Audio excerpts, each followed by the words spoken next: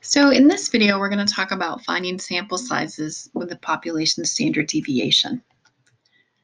So often in statistics, we want to make sure we collect enough data in order to use our analysis. With confidence intervals, we can use a desired margin of error, population standard deviation, and critical values to determine sample sizes. And here's the formula. So remember, lowercase n represents sample sizes. So sample sizes equal the critical value times the population standard deviation divided by the margin of error, and I'm going to take all that and square it. So let me give you an example of critical values. So if I have a confidence level of 0.90, the critical value is 0.165, and it has to do with the inverse norm function that we did back in Module 2. Here's a list of them that you might need when we start doing this. So again, they're in the PowerPoint if you need to refer to them. So for a 90% confidence level, the critical value is 1.65. For 95%, it's 1.96. For 99, it's 2.258. So let's do an example. When we're given the desired margin of error of 1, population standard deviation of 2, and a confidence level of 95%, we can estimate the sample size. If n, when you do this, is not a whole number, always round up. Think of it as I can't have 15.36 people, but I can have either 15 people or 16. So usually in statistics, we round up because we want to make sure that we have enough in our sample size to do the right kind of calculations we need. So again, I have the formula here. And what all I've done is I've just plugged stuff in. So n equals 1.96. Miss Pace, where'd you get that 1.96? I got that from the table that was on the previous slide. So I looked it up because it was a 95% level of confidence, and I got 1.96 times 2, which was the population standard deviation, divided by 1, which was the desired margin of error. And then I square that, and I get 15.36. So again, because that's a decimal, I'm going to round up to 16. So for this analysis, I need at least a sample size of 16. All right, so let's do this next one. Suppose scores on an exam in statistics are normally distributed with an unknown population mean and a population standard deviation of 3 points. How many scores would the professor need so that the 90% confidence level would have a margin of error of 0.5 points? All right. I'm not given a lot, but everything I'm given I can use.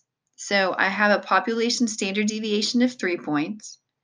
I have a confidence level of 90, and I have a margin of error of 0.5. So again, all I have to do is use the formula. So n equals 1.65. That 1.65 is 90% level of confidence. I'm not sure if people are realizing this, but as your confidence levels go up, your critical values go up. Because this is 90%, it's a lower critical level, and it's 1.65. So my population standard deviation was 3 points, so I put times 3, and I divided all over 0.5 because that was my margin of error. And then I square it. So my answer is 98.01. And let's talk about it again. 0.01 is a decimal, and I don't want to have any decimals, so I'm going to round up. And I know it goes against the rounding rules, but think about it this way. I want to collect as much data as I can so my results are valid. It never hurts to overestimate your sample size. It never, because you might have people drop out for a number of reasons or whatever. Always get a larger sample size so that you don't have to go back and keep getting data. So again, for this one, I'm going to have a sample size of 99. So let's do, here's another one. Example 3. I'm given sample data, and I haven't seen that before. So what do I need to do? Okay, this is like the other one we did in Z interval. Suppose scores on pop quizzes and statistics are normally distributed with an unknown population mean and a population standard deviation of 2 points. Here's a random score of 22 scores that's taken. How many scores would I need so that the 90% confidence level would have a margin error of 0.25? Well, I'm glad that I have the sample data, but that's not what these questions are asking. These questions are different.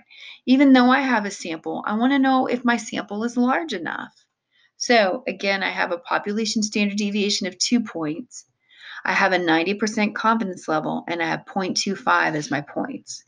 So again, I'm just going to use my score.